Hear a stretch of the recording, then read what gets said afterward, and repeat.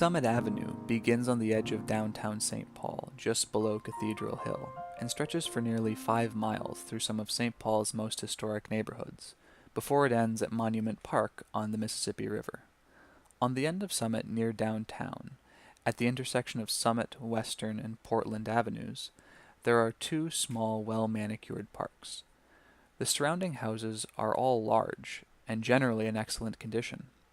Several are massive Victorian homes, while others are eclectic cubes or Tudors.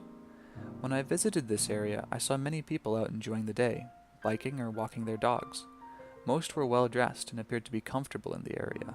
However, as I walked into Cochran Park, I noticed three individuals who did not fit with the surroundings, sitting in the park's stone shelter.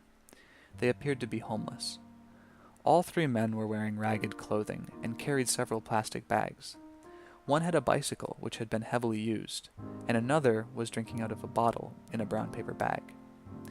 When I initially saw them, I was somewhat nervous about how they would react when I entered the park and began making notes.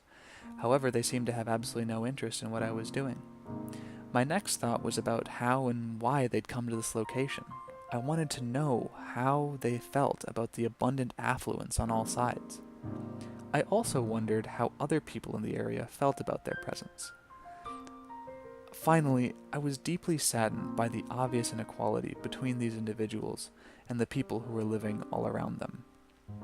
Given the prosperity in the neighborhood, I guessed that this was a safer location than downtown or other areas where the homeless are more common. As I left the park, I continued my journey through St. Paul, but I couldn't shake the image of these three people whose combined wealth is likely less than a fraction of someone living on Summit Avenue.